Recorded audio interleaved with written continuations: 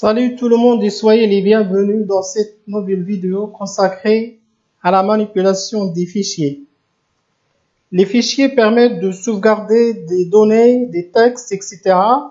Parfois, on aura besoin de sauvegarder les valeurs des paramètres, des variables d'une application pour pouvoir restaurer l'état de notre application au cours de la prochaine exécution, par exemple. Mais avant de commencer, on doit faire la distinction entre le chemin absolu et le chemin relatif. Donnons un exemple. C'est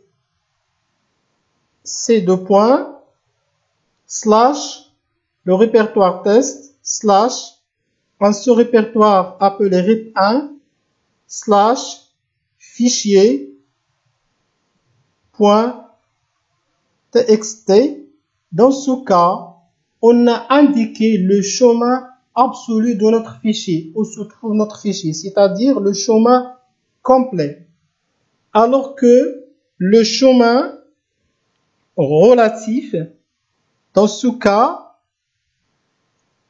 on tient compte du dossier dans lequel on se trouve. On ne prend pas comme origine la racine, comme le cas du chemin absolu, mais le répertoire où on se trouve, c'est ce répertoire qui est, si vous voulez, notre origine.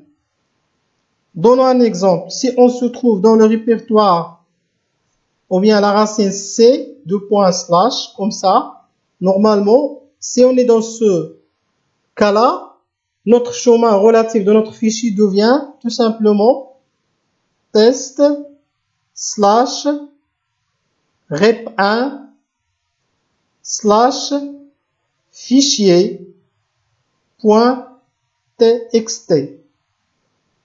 Donc, comme vous voyez ici, notre origine, ce n'est pas la racine, mais notre dossier test, puisqu'on se trouve, dans le répertoire test. Si on se trouve dans un autre cas, par exemple dans le répertoire test, par exemple si on est dans test, donc normalement ici, donc notre chemin relatif sera le suivant, sera rip1 slash fichier point txt. Comme vous voyez, donc notre origine, c'est le répertoire test, et par conséquent, le chemin relatif, c'est rip1 slash fichier.txt. Si dans un autre cas, on se trouve dans le sous-répertoire rip1 qui se trouve dans le répertoire test, comme ça, c'est slash test slash rip1. Dans ce cas, notre chemin relatif pour accéder au fichier .txt sera tout simplement le nom de notre fichier, puisqu'on se trouve dans le répertoire où se trouve notre fichier. Donc, le chemin relatif devient fichier.txt. Donc, ça concernant la différence entre le chemin relatif et le chemin absolu, avec les exemples, les choses vont s'éclaircir.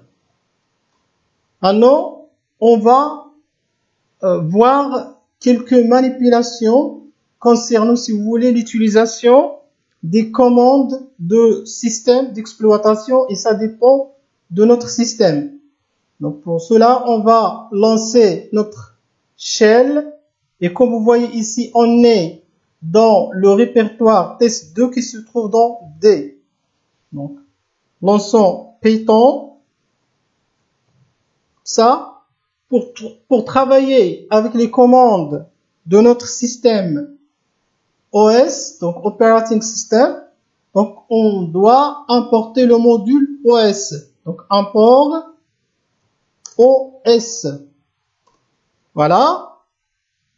Maintenant, pour changer de répertoire et aller dans un répertoire donné, si on veut aller par exemple dans le lecteur ou la racine C, il suffit d'utiliser os.chdr comme change directory et on donne le nom du chemin auquel on veut y accéder. Par exemple, c2. / donc comme ça, on est entré dans la racine C. Pour revenir au lecteur D, on écrit os.change directory, puis le chemin, donc D2. / on est dans le lecteur D. Maintenant, si on veut créer un répertoire appelé test dans le lecteur D, on utilise la commande mkdir make directory, créer un dossier. Donc, on utilise os.mkdir make directory, puis, puisqu'on est dans le lecteur D, donc on n'aura pas besoin de donner le chemin absolu. Donc, il suffit de donner le nom de notre répertoire à créer et il sera automatiquement créé dans D puisqu'on se trouve dans D. Si nous n'avons pas utilisé la commande change directory et on ne se trouve pas dans D, on peut utiliser, si vous voulez, la commande suivante. D2. / test pour créer, si vous voulez, ici le répertoire test. Mais puisqu'on se trouve dans D, il suffit d'écrire le nom du dossier test comme ça. Et on va créer un répertoire test qui se trouve dans D. Si on veut créer un autre répertoire rep1 dans test, on utilise os.mkdir. Puis, et avant ça, on doit normalement se trouver dans le répertoire test. Donc, comme ça, on va changer change directory et on écrit test. Voilà, on est entré dans le dossier que nous venons de créer. Voilà. Maintenant, on va créer un répertoire appelé rep1 dans ce dossier. os.mkdir pour make directory. Donc, et on donne le nom du nouveau répertoire rep1 par exemple. Rep1. Comme ça, on a créé vraiment un sous-répertoire rep1 qui se trouve dans le répertoire test qui se trouve dans le lecteur D. On peut également, si vous voulez, créer un autre sous-répertoire rep2. Comme ça, os.mkdir,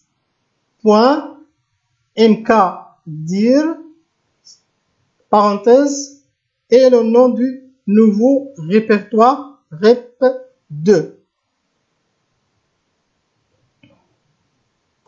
Donc, on a créé deux sous-répertoires, rep1 et rep2, dans notre répertoire test. Maintenant, pour aller dans le répertoire rep1, on utilise os, comme on vient de le voir, change directory, et puis le nom du répertoire que nous venons de créer, rep1. Maintenant, on est dans le sous-répertoire rep1 et on veut revenir au rep2. Allons dans le dossier ou bien le lecteur D pour voir les dossiers que nous venons de créer. Voilà, D, notre répertoire test que nous avons créé et on a créé deux sous-répertoires, rep1 et rep2. Maintenant, on est dans rep1 et on veut revenir directement et aller dans rep2. Pour cela, on va utiliser le chemin relatif. Donc, ce qu'on va faire, Tout simplement, on va utiliser la commande suivante. os.change directory guillemets, et on va faire point, c'est-à-dire le répertoire courant. Puisqu'on est dans ce répertoire rep1, on va mettre point, répertoire parent, c'est le répertoire test, et on va descendre, on va monter et redescendre.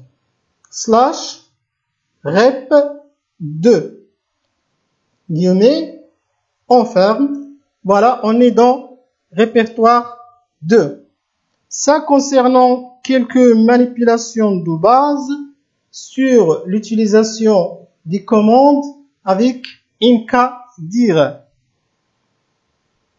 Maintenant, on verra comment ouvrir un fichier et comment, si vous voulez, pouvoir lire le contenu d'un fichier et comment enregistrer dans un fichier. Pour cela, on va créer dans notre répertoire 1 un fichier qu'on va appeler fichier.txt. Voilà. Fichier.txt qui se trouve dans rep1. Et on va écrire quelque chose comme ça, test des fichiers avec Python. Voilà. On enregistre. Donc, on a créé un fichier dans ce répertoire rep1. Bon. On revient pour faire quelques manipulations. Donc, ça, c'est le shell de notre Python qui est intégré. On peut travailler avec Visual Studio Code. Cela, on va quitter le shell. Donc, comme ça. On revient dans VS Code. Concernant, si vous voulez, l'ouverture d'un fichier, on va utiliser une fonction open.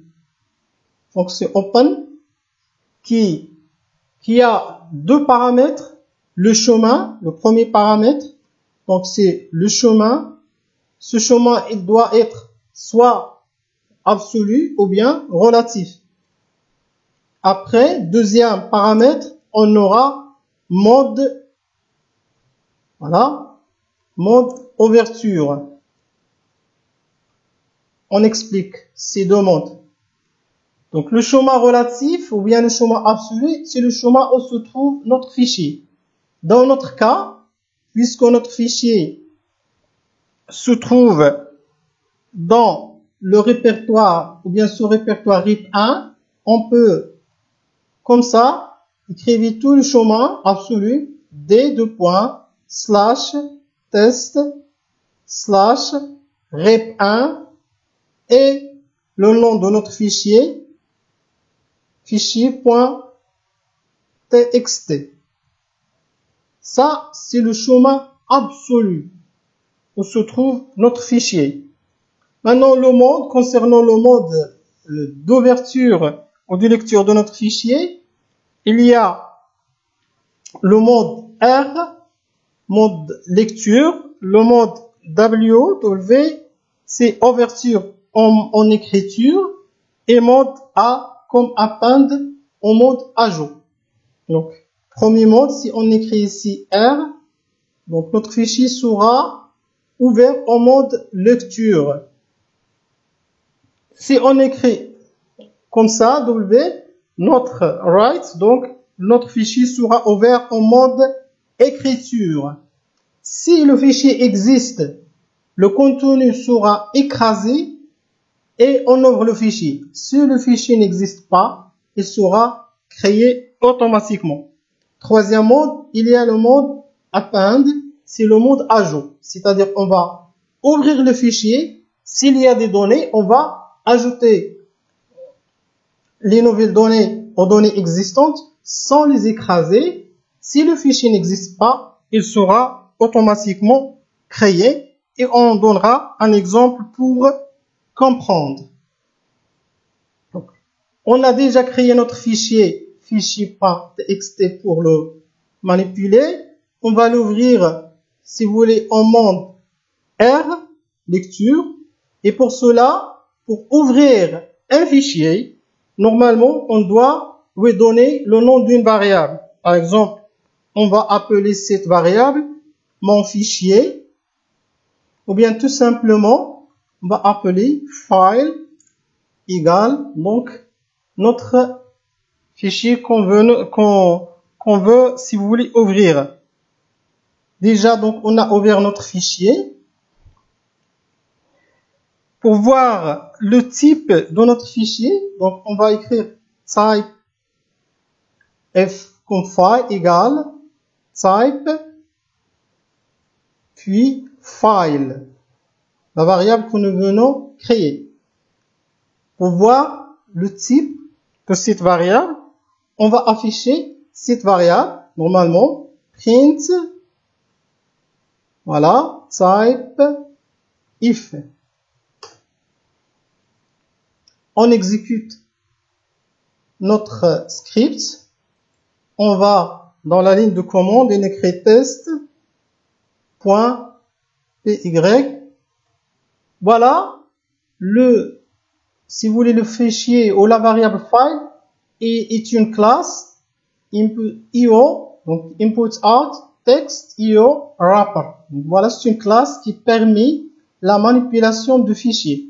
Donc le fait d'écrire open avec chemin et mode lecture, directement on crée une classe qui permet de manipuler notre fichier. Ça concernant l'ouverture de notre fichier. Maintenant,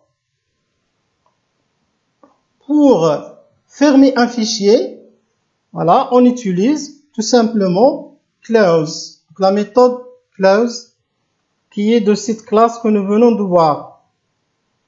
On écrit file.close. Voilà. Donc on a fermé notre fichier.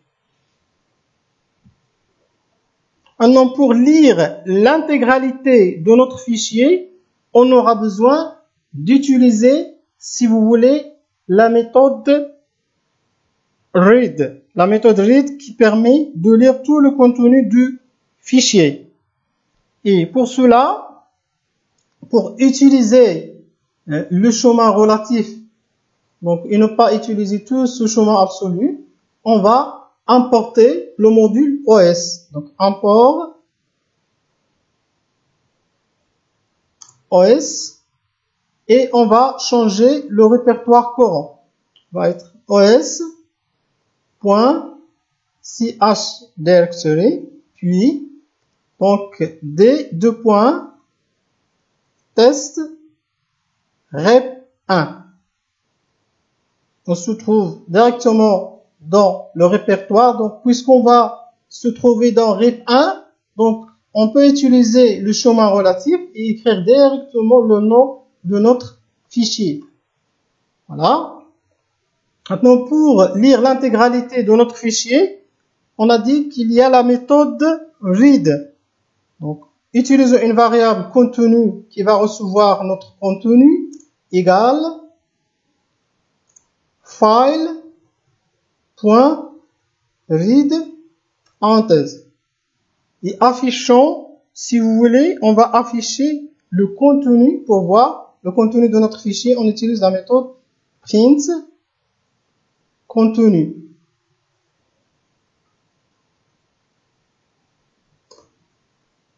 Enregistrer et exécuter le programme.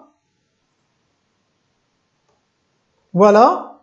Déjà, le contenu de notre fichier que nous avons créé, test des fichiers avec Python, il est, voilà, affiché.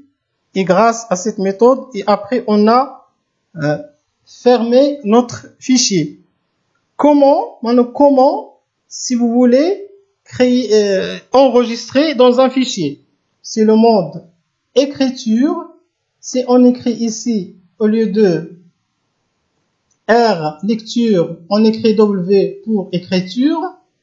Comme ça, puisque notre fichier existe, et le mode écriture, il va ouvrir ce fichier et écraser le contenu. Si ce fichier n'existe pas, normalement, il sera créé. Dans notre cas, le fichier existe, mais le contenu sera écrasé. On utilise, au lieu de la méthode read pour lire le contenu d'un fichier, on utilise la méthode write pour écrire dans un fichier. Comme ça, write, et on écrit le contenu à ajouter. Par exemple, premier test d'écriture dans un fichier. Premier test d'écriture dans un fichier Python.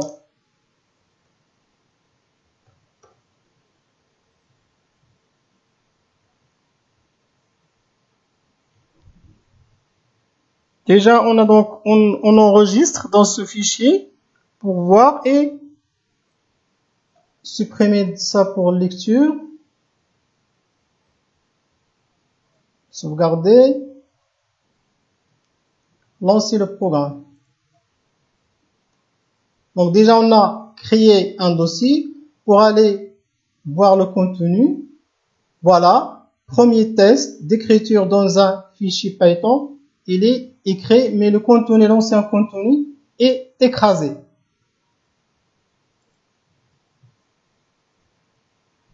Pour ça, concernant l'écriture dans un fichier, on enverra là le mot-clé with. L'utilité de ce mot-clé, tout simplement, si une erreur se produit lors de la manipulation d'un fichier, il se peut que ce fichier reste ouvert. Et ça, c'est un problème. Surtout concernant la gestion de la mémoire. Une partie de mémoire sera, si vous voulez, sera utilisée par un fichier auquel on ne peut pas y accéder. Donc le mot clé with permet, si vous voulez, de surmonter et d'éviter cette situation. Donnons un exemple. Donc notre fichier, comme ça qu'on venait de créer, import OS.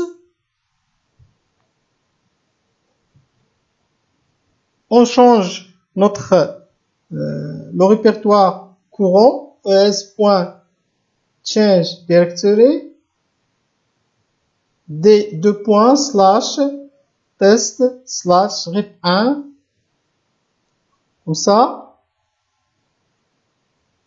et on utilise la méthode ou bien le mot-clé with. Normalement, sa syntaxe est différente par rapport de ce que nous venons de voir. On utilise with open, la méthode ou bien la fonction open pour ouvrir un fichier. On va écrire le nom de notre fichier directement. Donc c'est le chemin relatif puisqu'on se trouve dans rep1. Donc fichier.txt. Et après, deuxième paramètre, notre mode d'ouverture, c'est le mode lecture R. Et on écrit as comme, c'est-à-dire on va créer ce fichier et on va donner l'alias ou bien comme nom file. Deux points. On revient, on écrit ici un bloc et la méthode read, si une erreur se déclenche, elle va normalement de libérer la mémoire occupée par notre fichier. Donc, on écrit une variable texte pour récupérer le contenu de notre fichier égale file.open.read le contenu de notre. Donc, voilà le contenu de notre fichier. On affiche print texte et file.close.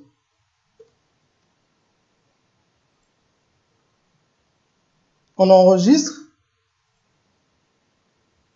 Exécution.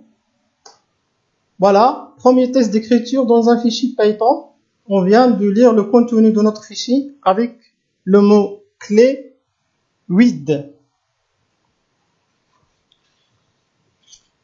Alors comment, si vous voulez, écrire ou bien enregistrer les données différentes qui ne sont pas texte, hein? Donc un objet, comment par exemple enregistrer un objet dans un fichier. Dans ce cas, on aura besoin d'un type de fichier un peu spécifique. Ce sont les fichiers binaires qui ont un codage binaire. Et pour ouvrir un fichier en mode binaire, tout simplement dans ce mode ici, au lieu donc d'utiliser R seul, on utilise R plus B, donc en lecture mode binaire. Ou bien on utilise WB, donc en écriture mode binaire.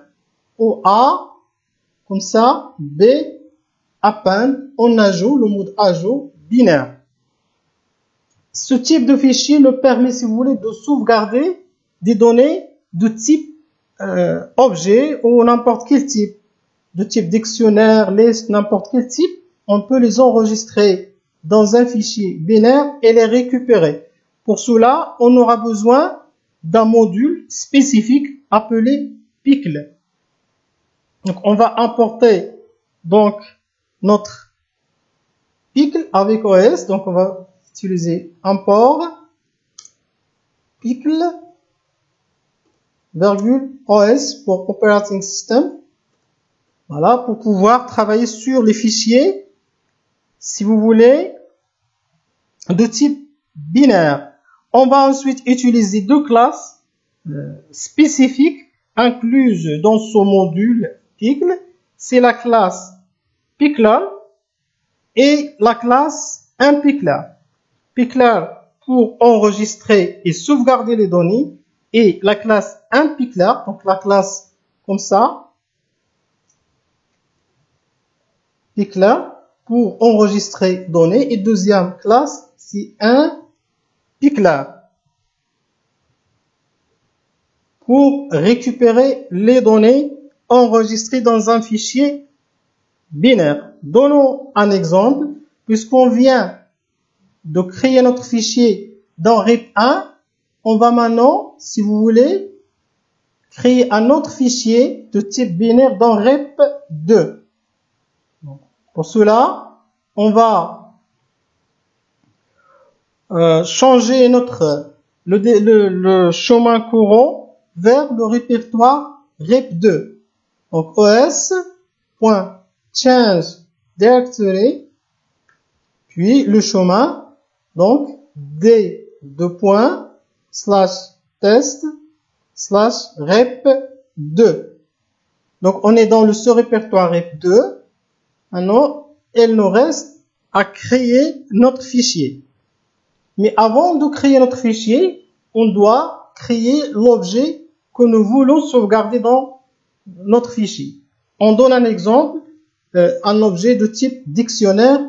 Les types dictionnaires, pour ceux qui n'ont pas, donc, si vous voulez, la connaissance suffisante concernant les dictionnaires, on a déjà enregistré une vidéo concernant les dictionnaires et les tuples en Python. Je vous demande vivement de revenir sur cette vidéo. Donc, donnons un exemple d'un dictionnaire appelé score pour enregistrer par exemple les scores des joueurs. Voilà. Égal. Les dictionnaires, ici, utilise des accolades, joueurs. Donc, premier, c'est joueur 1. Voilà. Donc, ça, c'est la clé. Donc, la clé de premier élément. Par exemple, le joueur 1, donc, il a obtenu 23. Joueur 2, il a obtenu un score 7, par exemple. Joueur 3,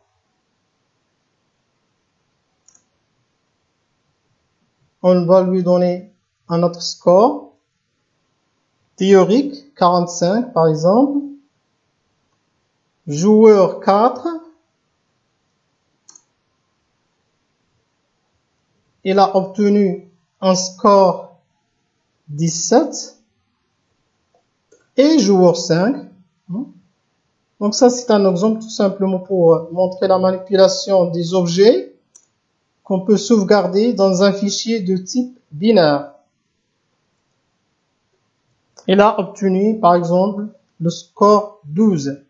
Donc voilà, on a créé notre dictionnaire et on a dit que les dictionnaires, ils sont constitués d'un ensemble d'éléments, items, et chaque item ou élément dans un dictionnaire, il est constitué d'une clé et d'une valeur. Par exemple, joueur 1, c'est la clé et la valeur correspondante, c'est 23 et ainsi de suite. Maintenant, on va créer un fichier en mode binaire et dans lequel on va sauvegarder le contenu de notre fichier. Pour sauvegarder le contenu du fichier, on aura besoin d'utiliser la méthode dump. Donc, on va utiliser pickler pour, si vous voulez récupérer les données de notre MonPickle, et après on va l'enregistrer. On va créer un objet avec la méthode pickler qui correspond à notre fichier et après on va utiliser la méthode dump. Comme ça, cette méthode qui va nous permettre d'enregistrer le contenu dans notre fichier. Donc écrivons notre code. Pour cela, on utilise read, voilà, open pour ouvrir notre fichier, puisqu'on se trouve directement dans notre ce répertoire RIP2, on utilise le chemin relatif. Donc directement, on va donner, si vous voulez, un nom, comme ça, données sans extension. C'est un type particulier, hein, donc c'est notre type de fichier que nous venons de créer, et on va utiliser le mode écriture, hein, donc écriture et mode binaire pour créer notre fichier en mode écriture et le type binaire. Donc on va mettre as file comme fichier. On va créer un objet de type pickler, donc que nous pouvons appeler MonPickler égale, voilà, pickle.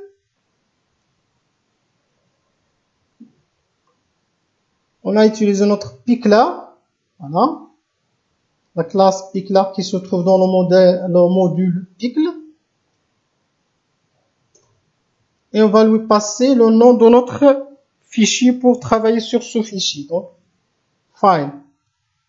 On revient et on utilise la méthode dump pour enregistrer le score dans ce fichier. Donc, MonPickler.dump et on lui passe le nom score, notre dictionnaire. Avec ce code, on a créé un fichier binaire appelé données et on a sauvegardé ces données ou bien le dictionnaire dans notre fichier et enregistré avec la méthode, si vous voulez, dump. On enregistre notre fichier, exécuter. Donc, allez voir est-ce qu'on a vraiment créé, voilà, notre fichier données de type binaire. Maintenant, on a vu comment créer un fichier binaire et dans lequel on a enregistré un objet de type dictionnaire. On verra après comment, si vous voulez, lire le contenu de ce fichier.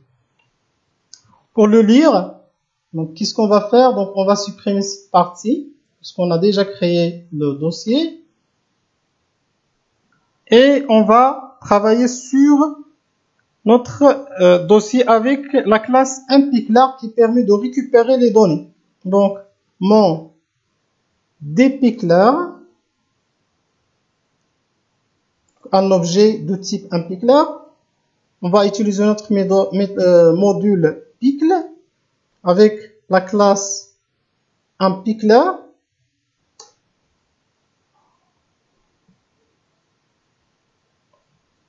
Avant, on va, c'est ça, donc c'est ça la syntaxe. Voilà la syntaxe qu'on va utiliser, mais avant, on va ouvrir notre fichier en mode lecture. Pour cela, on va utiliser read, open. Puisqu'on est dans le répertoire 2, on utilise directement le nom de notre fichier donné et le mode lecture, donc R, read, et B pour binaire. As file. 2 points.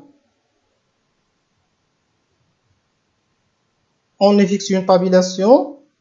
Donc ici, on a créé un objet, une variable de type dpicler à partir de la classe unpickler. Donc on a récupéré, donc on va après récupérer le contenu de notre fichier avec la méthode load qui fait partie de la classe unpickler. Donc score récupéré, score récupéré égale tout simplement mon dpicler.load. De cette façon, on a récupéré le contenu de notre fichier. Après, on va, si vous voulez, imprimer à l'écran le contenu de notre fichier. Print mon score récupéré. On enregistre. Exécution. Voilà. Un dpicler missing report argument. Donc, on a oublié de lui passer le nom de notre, bien sûr, ici, notre fichier file. Bien sûr. On doit le passer à notre classe, ou bien objet.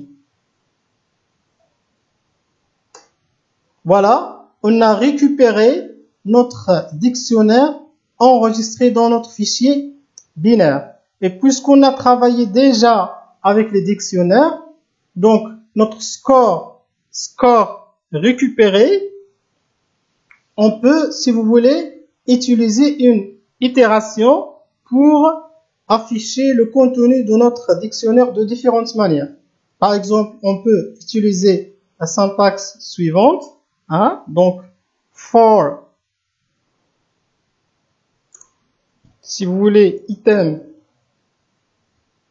in score récupéré, qu'est-ce qu'on va faire? Tout simplement, on va lui donner print item. De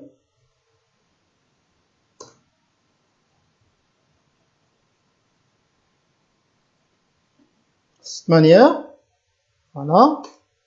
Voilà, on a, si vous voulez, récupéré les différents items, jour 1, jour 2, etc. Normalement, ici, on doit écrire items. Donc, on a oublié d'écrire donc la classe, la méthode qui renvoie les items entiers, comme ça, pour pouvoir récupérer la clé et la valeur correspondante. Voilà, on a récupéré les données sous forme, si vous voulez, des tuples, jour 1, score 23, jour 2, score 7, jour 5, score 12. Il y a autre manière d'effectuer une itération pour récupérer nos données, puisqu'on a dit que chaque élément d'un dictionnaire est constitué d'une clé et d'une valeur. On peut utiliser cette syntaxe suivante, for key pour clé, virgule, si vous voulez, value pour valeur, in, voilà, et on écrit score récupéré, point, items. Score récupéré, point items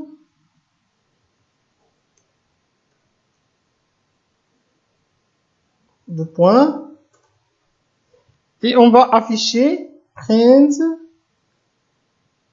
comme ça key donc comme clé plus une chaîne de caractères pour séparation et notre valeur.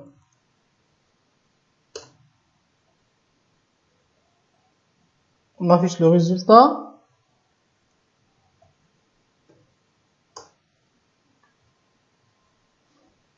Voilà, normalement, ici les valeurs. On a oublié de faire une conversion ici, puisque les valeurs sont numériques et les autres sont de type string. Normalement, on doit transformer et faire un casting de str, comme ça, pour pouvoir enregistrer. Donc ici, un autre parenthèse.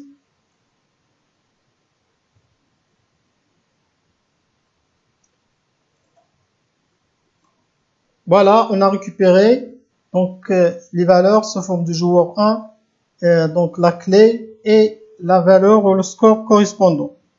Maintenant, comment, si vous voulez lire un fichier ligne par ligne, donc ce n'est pas l'intégralité, lire l'intégralité d'un seul coup, mais on peut, si vous voulez lire le fichier ligne par ligne. Il y a plusieurs méthodes. Il y a readline, donc il y a la méthode readline, il y a la méthode readlines pour lire toutes les lignes, etc. Donc, pour cela, on va créer un fichier dans lequel on va ajouter plusieurs, si vous dans le répertoire 1, on va ajouter plusieurs lignes et on va les récupérer avec la méthode qui permet de faire cette manipulation ligne par ligne. Donc, on va terminer avec cet exemple. Pour cela, on va faire un port OS. Donc, on allait dans le répertoire rep1, donc change d2.test/rep1. On est dans ce répertoire rep1 et dans ce répertoire, on va créer un autre fichier. Donc, qu'on va appeler tout simplement fichier 2 pour faire la différence.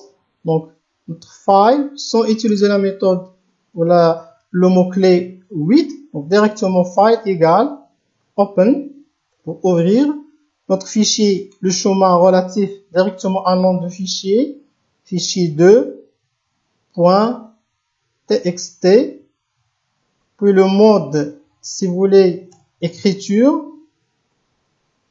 Donc, on va le créer. Voilà. Après, on va créer avec une boucle, on va ajouter plusieurs lignes de façon automatique. Donc, for in range 10, par exemple, on va ajouter des lignes de façon automatique. Rise. Et on écrit les lignes à ajouter. Donc, ajouter la ligne numéro. Ajouter la ligne numéro.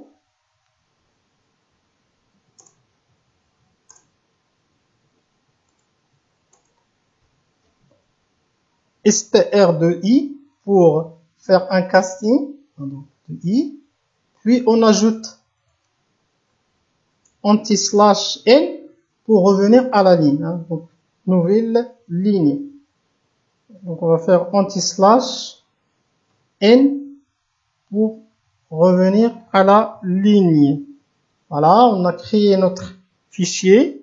Maintenant, on va fermer notre fichier. File.close pour le fermer. On va enregistrer, créer tout d'abord le fichier.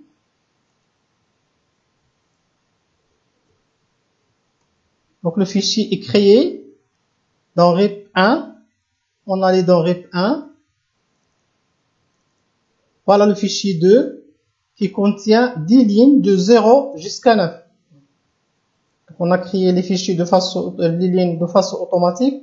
Maintenant, on va récupérer 6 lignes. Pour cela, on va ouvrir le fichier en mode lecture, donc R. Et ici, on va utiliser la méthode donc readLine, donc texte, variable qui va récupérer les lignes, texte. On peut même appeler ligne égale file point readLine, lire une ligne. Voilà.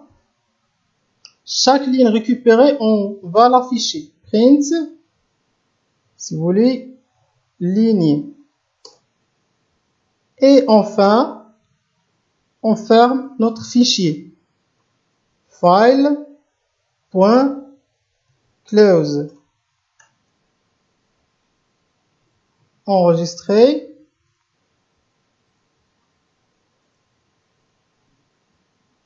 Et exécuter notre programme. Voilà, on a récupéré toutes les lignes de 0 jusqu'à 9. Donc avec la méthode qui nous permet de lire ligne par ligne. Donc voilà ce qui concerne les fichiers de façon donc un peu, si vous voulez, précise et non très exhaustive. Cette vidéo touche à sa fin. Merci pour votre attention.